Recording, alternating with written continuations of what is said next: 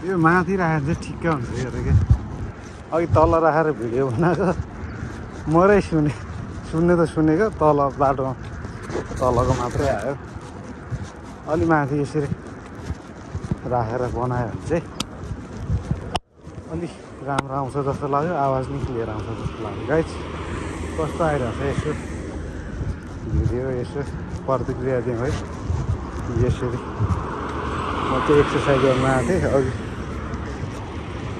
दौडिँदाखेरि बनाएको भिडियोको रेकर्ड गरेको थिएँ त्यो तल बाटोतिर मात्रै जोतेको आएछ त्यहाँनिर सिधै भुइँको मात्रै आएछ कुदेको फुट मात्रै खस्या मात्रै गरेको आएछ अहिले चाहिँ अलि माथि सारेर बनाउँदैछु नकुदिकन हिँडेको कस्तो आइरहेको छ गाइस भिडियो यसो प्रतिक्रिया दिनु होला यसरी म चाहिँ पारिपट्टि चाहिँ गाडी हिँड्ने बाटो छ यहाँ चाहिँ यो चाहिँ साइकल हिँड्ने बाटो हो यो चाहिँ यहाँ चाहिँ बिहान बेलुका एक्सर्साइज गर्नलाई साइकल हिँड्ने कुद्ने गफ गर्दै हिँड्ने बाटो हो यो चाहिँ यो भर्खर बनाएको यो धेरै भएको छैन लगभग 2-3 महिना भयो होला यो यसरी साइडमा बनाइदिएको यो लगभग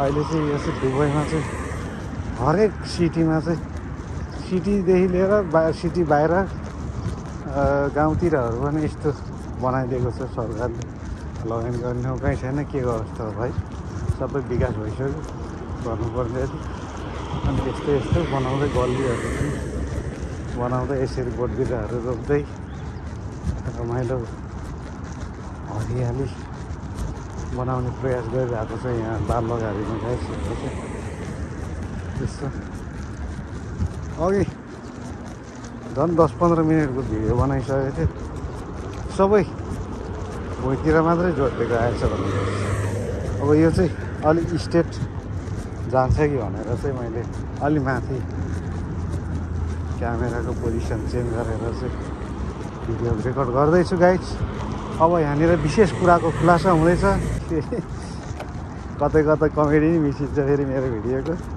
फेरि केटाहरू औलै बनाएछ भनेर गफ गर्छ भेट हुँदाखेरि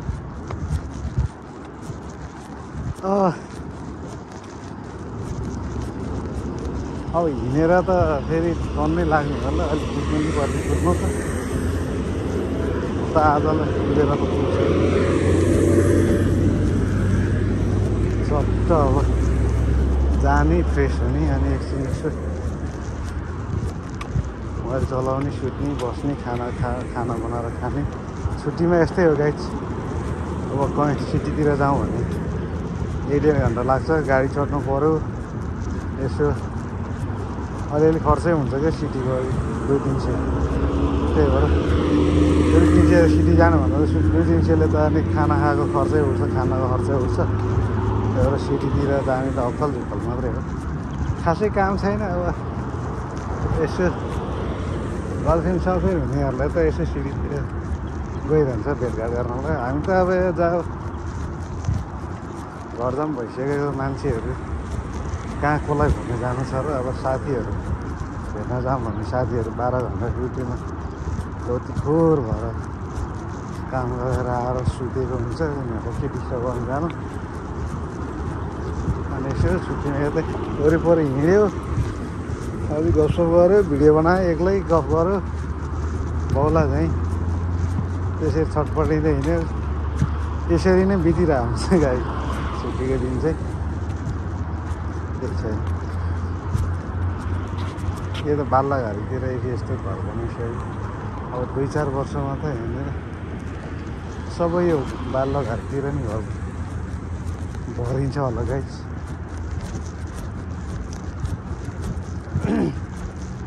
यी घरहरू सबै हामी आएर बनेको 1-2 वर्षभित्र यत्रो घर हुन्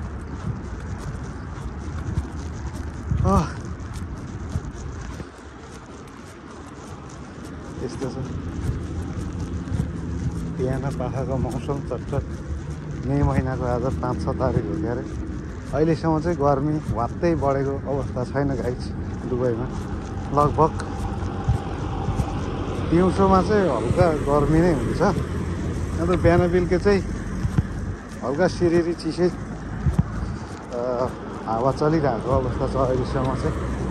बाहिर निक्लिनलाई अहिलेसम्म चाहिँ कुनै दिक्कत छैन।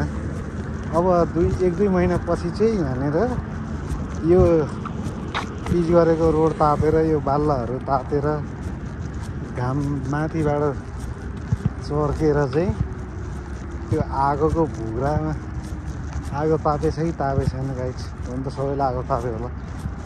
आगोको भुग्राको अगाडि बस्छ नि, जात आउँछ नि रपक रपक, त्यसरी नै आउने हो चारैपट्टिबाट। चाकबाट पसिनै झर्छ हामी गाइस। हामी आउटडोर काम गर्नेहरूलाई त यति गाह्रो छ कि गर्नु, तर पनि के गर्नु, गर्नै पऱ्यो। अर्का देशमा आएपछि जस्तोसुकै काम पनि गर्नै पर्ने अवस्था हुन्छ, नत्र कम्पनीले सिधै कटा हान्छ गाइस। गाह्रो छ काम गरेर खानलाई। उता नेपालतिरबाट चाहिँ यसले पैसा कमाएछ, यसलाई मजा छ, मोज गरेछ, इन्जोय गरेछ भनेर भनिन्छ। तर यहाँ चाहिँ भोग्नेलाई थाहा हुन्छ गाइस भने जस्तो गाह्रो छ काम गर्नलाई, काम गरेर खानलाई। भोग्नेन्द्र भन्न पाउँदैन, जतिखेर पनि बेलुकी जानुपर्ने अवस्था हुन्छ। प्रायः 90% कम्पनीमा चाहिँ 12 घन्टा ड्युटी हुन्छ गाइस। अनि ती 12 घन्टा ड्युटी गरेर पनि 1-1.5 घन्टा रुम जान आउनलाई लाग्छ। 13-14 घन्टा त्यत्तिकै गयो। अब 2-3 घन्टा 1-2 घन्टा फेरि खाना बनाएर खान, लुगासुगा धुन, नुहाइ गर्न लाग्छ। 17-18 घन्टा गयो। अब 3-4 घन्टा सुतेर फेरि उठेर चलिहाल्नुपर्छ ड्युटी। अनि कति गाह्रो हुन्छ गाइस त्यो भोग्नेलाई चाहिँ थाहा हुन्छ। भोग्नेलाई थाहा हुन्छ भन्दा पनि तपाईँहरूले नै फिल गर्न सक्नुहुन्छ मेरो भनाइ सुन्दाखेरि कति गाह्रो हुन्छ भनेर। त्यही कुरो। ओहो, भएर बच्चा रहेछ त्यहाँ, चिरी गर्दै गयो त।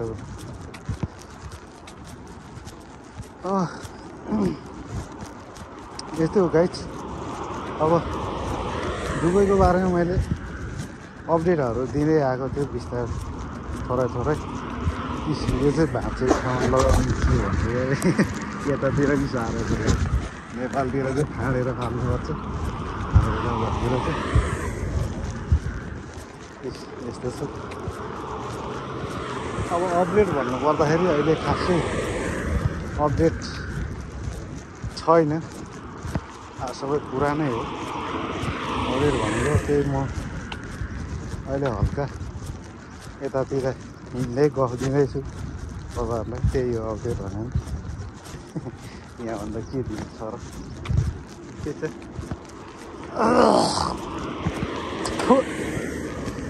अब रुम गएर यसो फ्रेस भएर अनि यो भिडियो पोस्टाइदिन्छु अनि सुतिदिन्छु गाइज। हेर्नु होला गाइज, हेर्नु होला भन्दा पनि मेरो साथीहरूले बाहेक कसैले हेर्दैन। 2-4 साथी बाहेक, 2-4 साथी चाहिँ अलि मेरो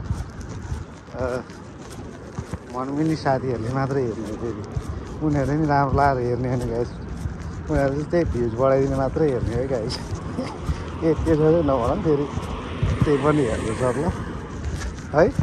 तर हेरिदिनु होला गाइज सबैले राम्रोसँग, सबै स्किप नगरिकन सबैले हेरिदिनु होला। यो चाहिँ के हो, यो त हामीले अनि कहिले पूजाआजा गर्दाखेरि यो पनि हुन्थ्यो क्या तिहारमा, तोरण बाँड्दाखेरि, तोरण हुँदाखेरि त्यति जस्तो थियो।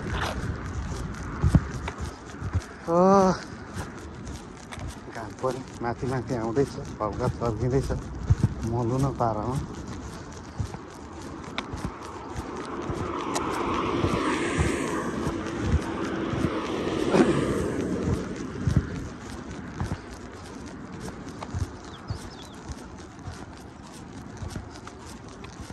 डिबी फेरि खुलायो भन्ने कुरा गर्थ्यो क्या, त्यो डिबीको रिजल्ट आयो भन्ने कुरा गर्थ्यो क्या।